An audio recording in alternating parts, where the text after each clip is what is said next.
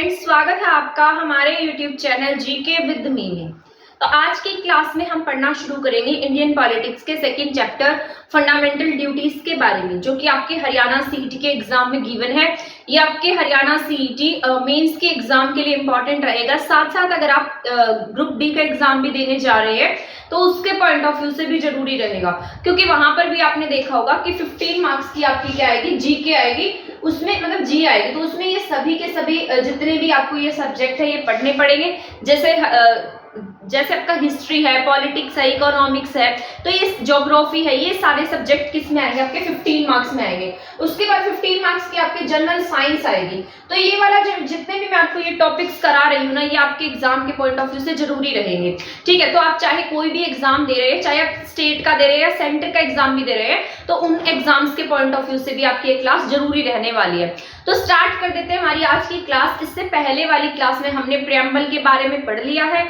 अगर आपने वो क्लास नहीं देखी है तो हमारी प्लेलिस्ट मिल जाएगी आपको, पॉलिटिक्स फॉर हरियाणा सीईटी के नाम से, तो आप वहां पर जाकर भी ये क्लास देख सकते हैं। तो स्टार्ट कर देते हैं हमारी आज की क्लास फंडामेंटल ड्यूटीज के बारे में। ये मैं आपको आपके सिलेबस के अकॉर्डिंग पढ़ा रही हूँ। पहले वहां पर जिस तरीके से फंडामेंटल पहले प्रियम्बल दिया गया है, प्रियम्बल के बाद में fundamental duties and then fundamental rights दिए गए हैं। वैसे तो हमें फंडामेंटल राइट्स को पहले पढ़ना होता है, बट यहाँ सिलेबस में ऐसे गिवन था तो मैंने ये ऐसे ही पढ़ा देती हूँ आपको।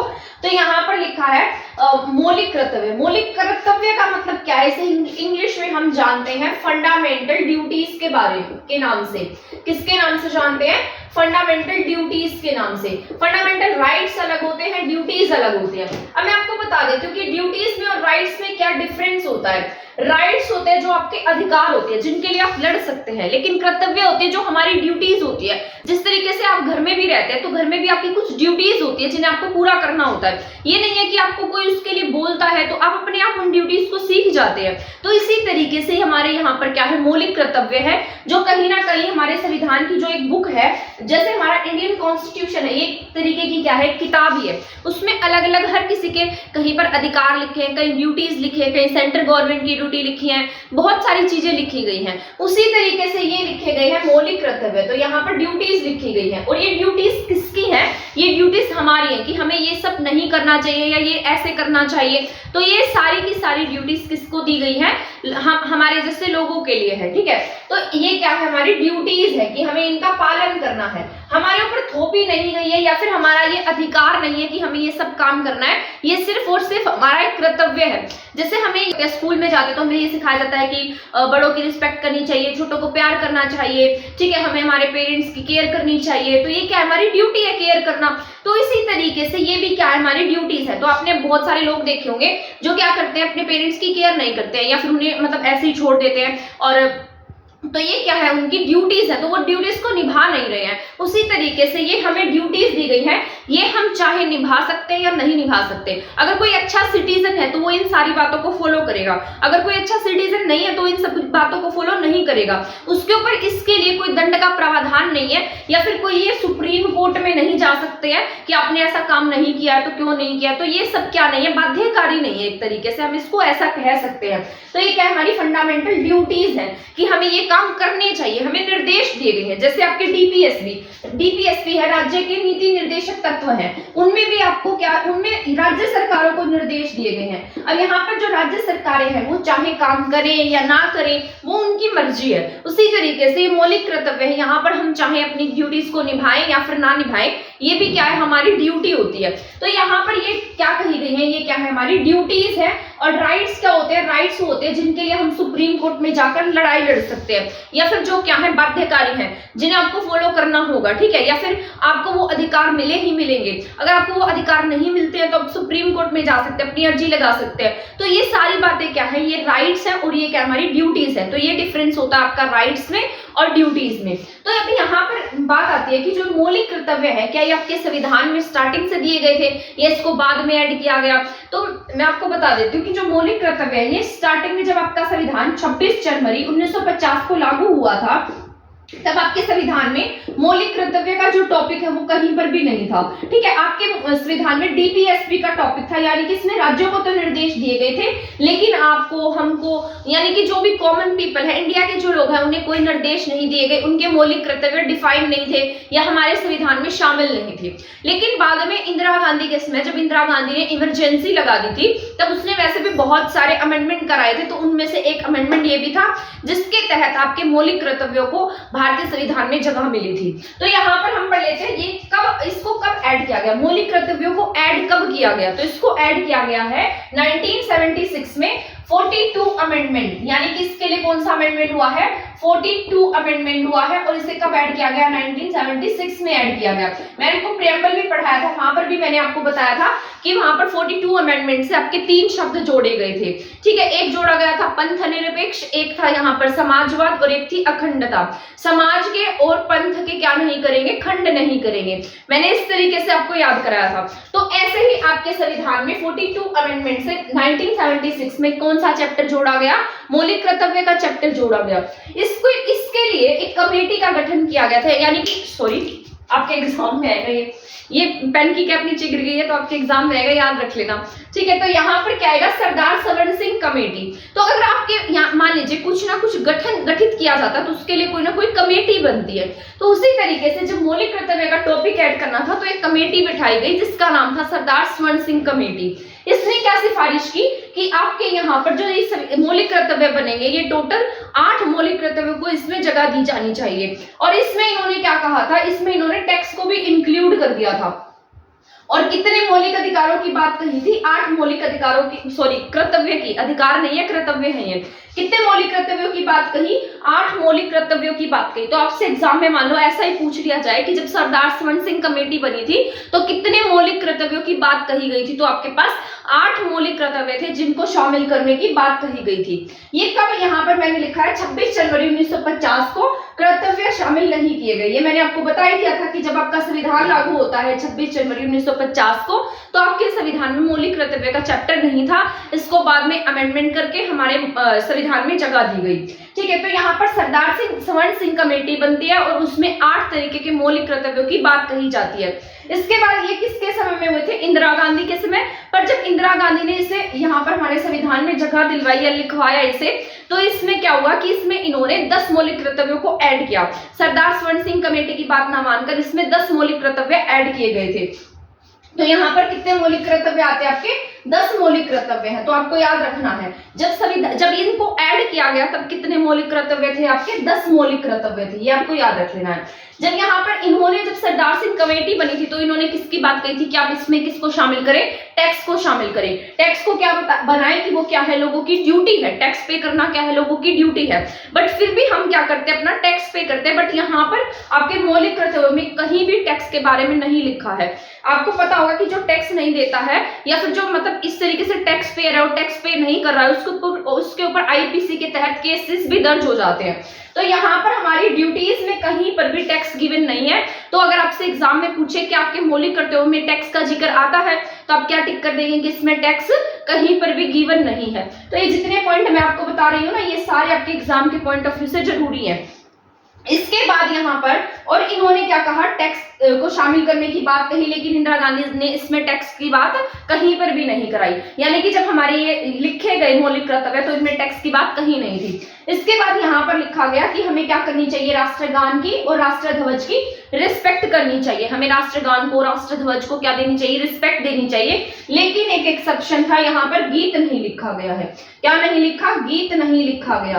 तो इसी तरीके से हमें पढ़ना होता है कि क्या क्या बातें नहीं लिखी गई हैं और क्या क्या बातें लिखी गई हैं और कौन सी इंपॉर्टेंट है। तो बस वही हमारे एग्जाम के पॉइंट ऑफ व्यू से जरूरी होती है, पूरी की पूरी महाभारत पढ़ने की जरूरत नहीं होती है। ठीक है, यहाँ पर है, यहाँ वोट और टैक्स की बात भी नहीं है, वोट, लेकिन यहाँ पर क्या है, वोट को जो है ना, यहाँ पर ये क्या नहीं किया गया, मौलिक कर्तव्य में हमारी ड्यूटी नहीं बताई गई। वैसे तो सभी की ड्यूटी होनी चाहिए ना कि हमें वोट देना चाहिए, हमें हमारी सरकार बनानी चाहिए, क्योंकि हम डेमोक्रेटिक कंट्री में रहते हैं, तो हमारा एक कर्तव्य बनता है कि हम क्या करें, वोट दें। बट यहाँ पर कहीं पर भी वोट की बात नहीं कही गई।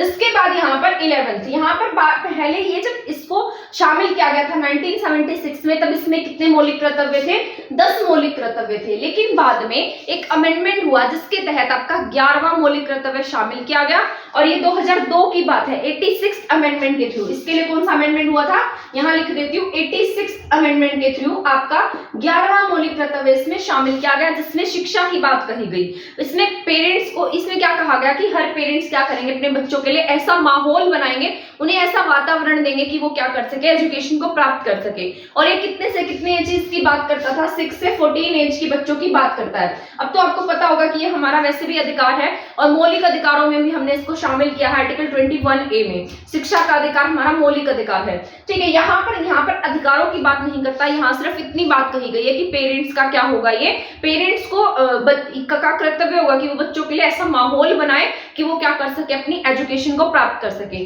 तो ये सारी बातें आप लिख लीजिएगा अपनी नोटबुक में, ये सारी आपके एग्जाम के पॉइंट ऑफ व्यू से जरूरी रहने वाली है, ठीक है, क्योंकि अगर आपके एग्जाम में दिया गया है सिलेबस तो इसमें से 1-2 क्वेश्चंस जरूर आएंगे। इसके बाद यहाँ पर हम पढ़ लेते हैं जितने भी आपके ये जो 11 आपके मौलिक कर्तव्य हैं उन सब के बारे में। यहाँ पर कुछ इस तरीके से मैंने यहाँ पर मौलिक कर्तव्य लिखे हैं, यहाँ पर ये 6 मौलिक कर्तव्य लिखे गए हैं। इसके बाद जो नेक्स्ट होंगे वो नेक्स्ट स्लाइड पर मैं लिख दूंगी, वहां से आपके सारे क्लियर हो जाएंगे। क्योंकि आपके एग्जाम में मान लो ऐसे दे देगा, 4 ऑप्शन बनाकर दे देगा और ऐसे बोलेगा कि बताइए आपका इसमें से कौन सा मौलिक कर्तव्य नहीं है, तो आप क्या टिक करेंगे, ऐसे तो आपको आएगा नहीं। तो एक बार इसको रीड आउट कर लेना, क्योंकि इनमें से भी पूछ लिया जाता है। तो यहाँ पर हम पढ़ लेते हैं कि संविधान, पहला मौलिक कर्तव्य है संविधान का पालन तथा उसके आदर्शों और राष्ट्रीय प्रतीकों का सम्मान। हम क्या करेंगे, हमें क्या करना होगा, हमारा जो कॉन्स्टिट्यूशन है उसका पालन करना होगा, ठीक है। ये क्या बताया गया, हमारा कर्तव्य है, हमारी क्या है, ड्यूटीज है कि हम क्या करें, हमारे संविधान का पालन करें, उनकी बातों को माने, उसके आदर्शों को और उसके राष्ट्रीय प्रतीकों का क्या करें, सम्मान करें। जैसे हमारे देश में क्या है, कुछ राष्ट्रीय प्रतीक है, कुछ राष्ट्रीय सम्मान है, उनका क्या करेंगे, कुछ राष्ट्रीय प्रतीक है, कुछ राष्ट्रीय उसके आदर्श है, हमारे जो आदर्श है, ठीक है, और क्या है, उसके साथ साथ हमारे राष्ट्रीय प्रतीक है, उनका क्या करेंगे, हम सम्मान करेंगे। उसमें क्या क्या आता है, जैसे राष्ट्र ध्वज है, इसके साथ साथ राष्ट्रीय गान है, इनकी क्या करनी है, हमें रिस्पेक्ट करनी है, ठीक। तो ये क्या है, आपको याद रख लेना है। पहले में क्या है, आपको प्रतीकों का सम्मान करना है, आदर्शों का सम्मान करना है, संविधान का पालन करना है। इसके साथ साथ जैसे राष्ट्रीय ध्वज है और राष्ट्रीय गान है, इनका क्या करनी है, रिस्पेक्ट करनी है, इनको आदर करना है। आपको पता होगा कि इसके तहत तो कानून भी बना हुआ है कि आप राष्ट्रीय ध्वज का अपमान नहीं कर सकते।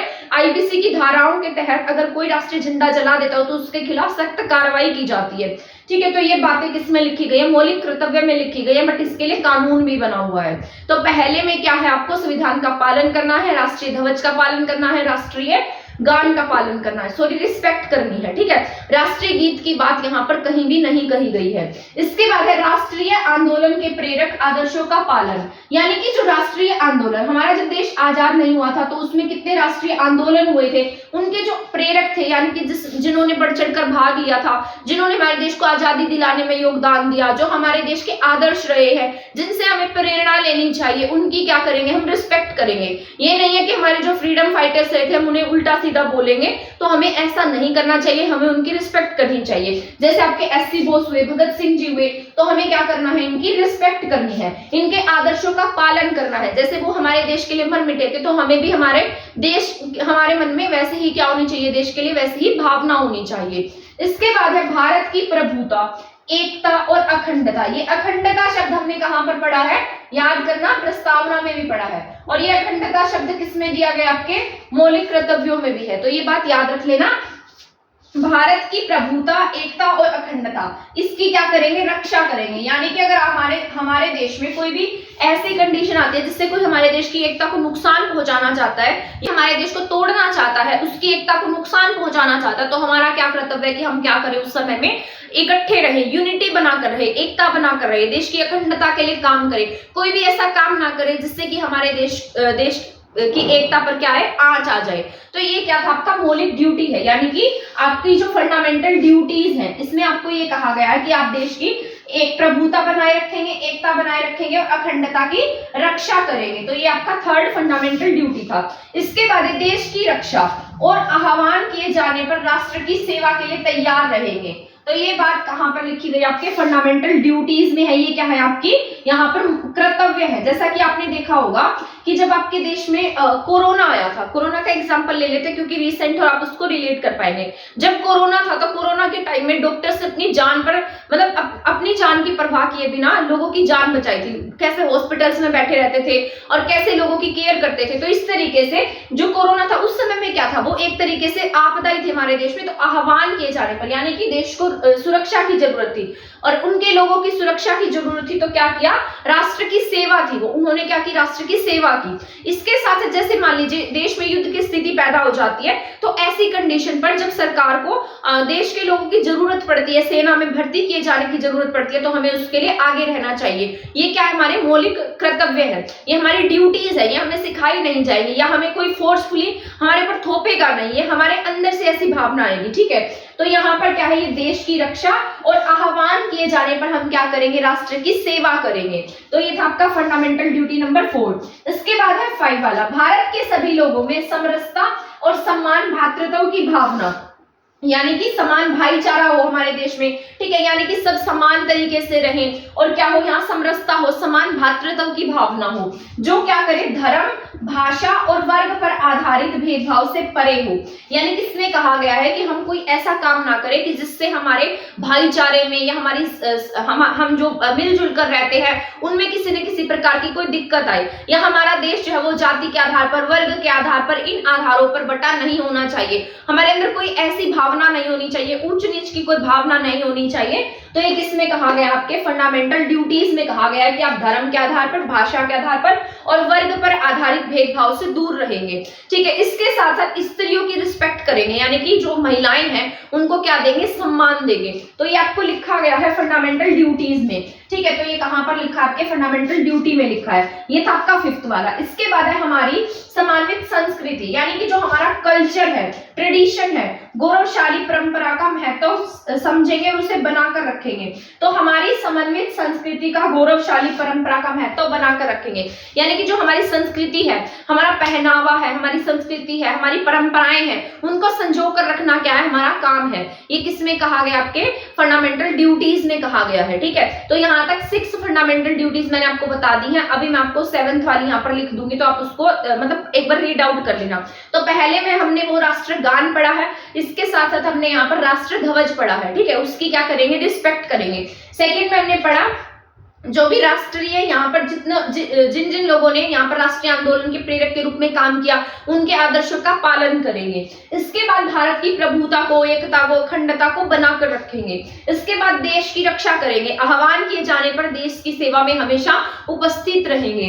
इसके बाद भारत के सभी लोगों में समरसता और समान भातृत्व की भावना भरेंगे, धर्म के आधार पर, भाषा के आधार पर, किसी वर्ग आधारित ना होकर, मतलब इसमें भेदभाव से परे रहेंगे, स्त्रियों का सम्मान करेंगे। इसके बाद लिखा गया जो हमारी कल्चर है, जो हमारा ट्रेडिशन है, उसको क्या करेंगे, संजो कर रखेंगे, उसकी रिस्पेक्ट करेंगे। ठीक है, तो यहाँ पर ये सारे के सारे हमारे यहाँ फंडामेंटल ड्यूटीज मैंने आपको 6 बता दिए। इसके बाद में 7th नंबर वाले 7th, 8th, 9th and 11th वाला मैं यहाँ लिख देती हूँ, जो आपके एग्जाम के पॉइंट ऑफ व्यू से जरूरी रहेगा। तो यहाँ पर मैंने नेक्स्ट वन लिख दिया है 7th नंबर का, जो आपका फंडामेंटल ड्यूटीज है। इसमें लिखा गया है कि प्राकृतिक पर्यावरण की सुरक्षा करेंगे।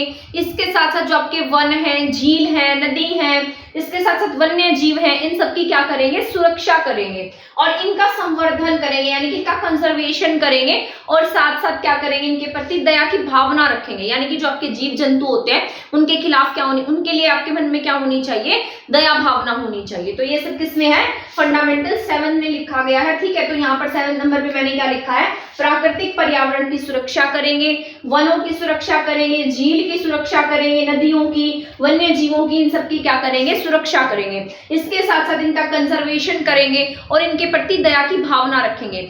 क्योंकि अब यहाँ पर जो फंडामेंटल ड्यूटीज इसमें लिखी गई है, जो ऐसा लगता है कि बहुत इंपॉर्टेंट है या इनके लिए ऐसे रूल्स बनाना जरूरी है जो हम नहीं निभा पा रहे हैं, यानी कि जो ये ड्यूटीज हैं जो ये हम फॉलो नहीं कर रहे हैं, तो उनके लिए सरकार ने क्या किया हुआ है, उनके लिए कानून बना रखे हैं, एक्ट बना रखे हैं। जैसे मैंने आपको राष्ट्रीय ध्वज का बताया था कि उसके लिए क्या है, एक एक्ट बना हुआ, आईपीसी की धारा के तहत दंड का प्रावधान है। वैसे ही वन्य जीवों के लिए 1972 में एक एक्ट लाया गया था, ठीक है, वन्य जीव एक्ट जो 1972 में आया है। तो ये सब किसमें है, मौलिक कर्तव्य में दिए गए हैं, फंडामेंटल ड्यूटीज में है, तो ये आपको याद रख लेना है। इसके बाद वैज्ञानिक दृष्टिकोण रखेंगे, यानी कि कैसी हमारी जो अप्रोच है वो कैसी होनी चाहिए, साइंटिफिक अप्रोच होनी चाहिए। तो ये किसमें लिखा गया, ये आपके फंडामेंटल ड्यूटीज में लिखा गया है कि हम हर चीज में क्या देखेंगे, लॉजिक देखेंगे, यूं ही अंधविश्वास की तरफ नहीं जाएंगे, या कोई ऐसा अंधविश्वास फैला रहा हो उसकी तरफ ना जाकर लॉजिक लगाकर सोचेंगे, साइंटिफिक अप्रोच रखेंगे और ऐसे काम करेंगे कि जिससे हमारी नॉलेज बढ़ती जाए, या फिर ज्ञान अर्जन की भावना होनी चाहिए, विकास की भावना होनी चाहिए।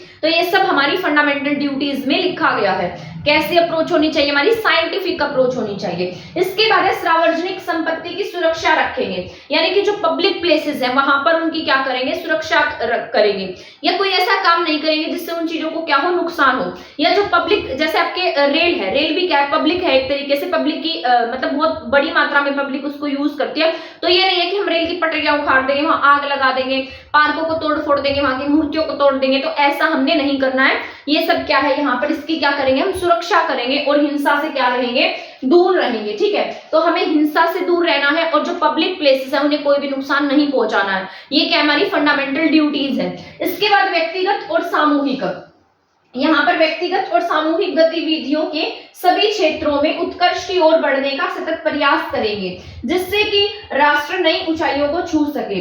यहाँ पर यह लिखा गया है कि जैसे मान लीजिए अब कोई भी ऐसी एक्टिविटी होती है जहां पर आप सिंगल पार्टिसिपेट कर सकते हैं या फिर ग्रुप में पार्टिसिपेट कर सकते हैं, जैसे बहुत सारे स्पोर्ट्स होते हैं तो उन सब में पार्टिसिपेट कर सकते हैं। बहुत सारी ऐसी एक्टिविटीज होती है जिसमें हम बड़े स्तर पर काम कर सकते हैं, तो उसके लिए हमेशा आगे रहेंगे, तो उन चीजों में क्या करेंगे, अपना पार्टिसिपेशन देंगे। और इससे क्या होगा कि हमारा जो देश है वो आगे निरंतर क्या करता रहे, गति करता रहे, प्रगति करता रहे। तो ये सब किसमें लिखा गया, हमारे फंडामेंटल ड्यूटीज में लिखा गया है। इसके बाद most important and last one है 11th फंडामेंटल ड्यूटीज। इसमें लिखा गया है आपका 86th अमेंडमेंट 2002। ये पहले शामिल नहीं था, जब 1976 में आपके अमेंडमेंट करके इसमें 10 फंडामेंटल ड्यूटीज को शामिल किया गया था, तो इसमें आपके ये 86th अमेंडमेंट नहीं था। इसको हमने बाद में 2002 में शामिल किया है और इसमें क्या कहा गया है कि माता पिता का क्या होगा, कर्तव्य होगा। माता पिता के साथ साथ जो गार्जियन वगैरह होते हैं उनका भी कर्तव्य होगा कि वो बच्चों को क्या करें, ऐसा माहौल प्रदान कराएं जिससे कि वो क्या कर सके, ऐसे माहौल में यानी कि शिक्षा प्राप्त कर सके। तो यहाँ पर अधिकार की बात नहीं कही गई है, यहाँ पर सिर्फ माहौल देने की बात कही गई है कि आप बच्चों को ऐसा माहौल देंगे कि वो क्या कर सके, पढ़ सके। तो ये आपका 11 नंबर का मौलिक कर्तव्य बन गया है 6 to 14 ईयर के बच्चों की। ये अब तो वैसे भी आपका कानूनी अधिकार है, क्योंकि आपको पता होगा कि आपकी जो नई एजुकेशन पॉलिसी है उसमें जो ये एजुकेशन है ना, ये 3 से लेकर 8th एज तक के बच्चों को शामिल करती है, जो प्रिपरेटरी एज कही जाती है। तो ये न्यू एजुकेशन पॉलिसी में हमने इसको ऐड कर दिया है। लेकिन यहाँ पर क्या दिया गया कि 6 से 14 एज की जो बच्चे होंगे उनको शिक्षा के उचित अवसर मुहैया कराए जाएंगे और माता पिता और अभिभावक इनका क्या होगा, ये मूल कर्तव्य होगा कि वो बच्चों को क्या करें, ऐसा वातावरण दे, ऐसा माहौल दे, वातावरण और क्या रहेगा, वातावरण के साथ साथ ऐसा माहौल देंगे, ठीक है, कि वो बच्चे क्या कर सके, एजुकेशन को प्राप्त कर सके। अब मैंने लास्ट लिखा है कि जो मूल कर्तव्य या मौलिक कर्तव्य है ये न्यायालय के द्वारा परिवर्तनीय नहीं है, यानी कि न्यायालय में हम इनके खिलाफ नहीं जा सकते। जैसे हम मौलिक अधिकारों में न्यायालय की शरण ले सकते हैं, यानी कि जैसे कोई हमारे राइट्स के खिलाफ जाता है या हमारे राइट्स हमसे छीनता है या हमसे बंधुआ मजदूरी कराता है, हमें बोलने का मौका नहीं दिया जाता, काम करने का मौका नहीं दिया जाता, हमारे साथ जाति के आधार पर भेदभाव होते हैं, तो उसके लिए हम क्या कर सकते हैं, सुप्रीम कोर्ट में जा सकते हैं। तो उस इंसान के खिलाफ क्या होगा, एक्शन लिया जाएगा। लेकिन मौलिक कर्तव्यों में ऐसा कुछ भी नहीं है, इसके खिलाफ कोई भी कार्रवाई नहीं हो सकती है। ये क्या है, हमारी ड्यूटीज है बस। तो इसके लिए वैसे जब इनको लागू किया गया था तो बहुत सारे लोगों ने इसकी आलोचना भी की थी। उन्होंने कहा था कि इसको क्यों नहीं आपने जो आपका ये जो मौलिक कर्तव्य फंडामेंटल ड्यूटीज 3A में शामिल किया, यानी कि 3 के चैप्टर के बाद में इसको क्यों नहीं रखा, भाग 3 के बाद क्यों नहीं रखा, इसको भाग 4 यानी कि DPSP के बाद क्यों रखा गया, क्योंकि इनको आप मनवाना ही नहीं चाहते थे। अगर आपको इन्हें मनवाना होता या लोगों का अधिकार देना होता कि आपको ये सारे काम करने पड़ेंगे तो आप इसे मौलिक कर्तव्य में रखते, आपने इसको मौलिक अधिकारों में रखते हैं, आपने इसको मौलिक कर्तव्यों में क्यों शामिल किया? अगर आप इसे मौलिक कर्तव्य में शामिल कर रहे हैं तो लोग इसको मानेंगे ही नहीं। ठीक है, आपको इसमें किसमें शामिल करना चाहिए था? मौलिक अधिकारों में शामिल करना चाहिए था, ताकि जब भी कोई इसके खिलाफ काम करता तो उसके खिलाफ कार्रवाई हो जाती। ठीक है, और मतलब उस टाइम पर ऐसी दलीलें दी गई कि ये लोगों का कर्तव्य है, हमारे लोग इतने जिम्मेवार हैं कि वो अपनी ड्यूटीज को अपने आप निभा सकते हैं, तो इसे अधिकारों में शामिल करने की जरूरत नहीं है। तो ये सारी की सारी बातें उसमें कही गई थी, वो आपके पॉइंट ऑफ व्यू से जरूरी भी नहीं है एग्जाम के पॉइंट ऑफ व्यू से, क्योंकि ऐसा तो नहीं है कि आप बैठकर मेंस का एग्जाम लिख रहे हैं तो आपको वहां सारे रीजन बताने हैं। आपको सिर्फ फैक्चुअल पॉइंट्स पता होने चाहिए जो आपके एग्जाम के लिए जरूरी है। तो आज की इस क्लास में हमारा जो मौलिक कर्तव्य का चैप्टर है वो कंप्लीट हो चुका है। तो नेक्स्ट क्लास में मैं आपको मौलिक अधिकार कराऊंगी, जिसमें आपके मौलिक अधिकार मोस्ट ऑफ सभी कंप्लीट करा दूंगी। ठीक है, उसके बाद हम पढ़ेंगे जो फाइनेंस कमीशन और जो आपका कैग है, इसके बाद आपकी पॉलिटिक्स के जो चैप्टर है, 4-5 चैप्टर हैं, ये कंप्लीट हो जाएंगे। तब तक हमारे चैनल के साथ बने रह सकते हैं। अगर आपने हमारा चैनल सब्सक्राइब नहीं किया तो सब्सक्राइब कर सकते हैं, वीडियो को शेयर नहीं किया तो शेयर कर सकते हैं, और वीडियो को लाइक करना नहीं भूलेगा। आज की क्लास में इतना ही, मिलते हैं नेक्स्ट क्लास में नेक्स्ट टॉपिक के साथ। तब तक के लिए धन्यवाद एंड थैंक यू।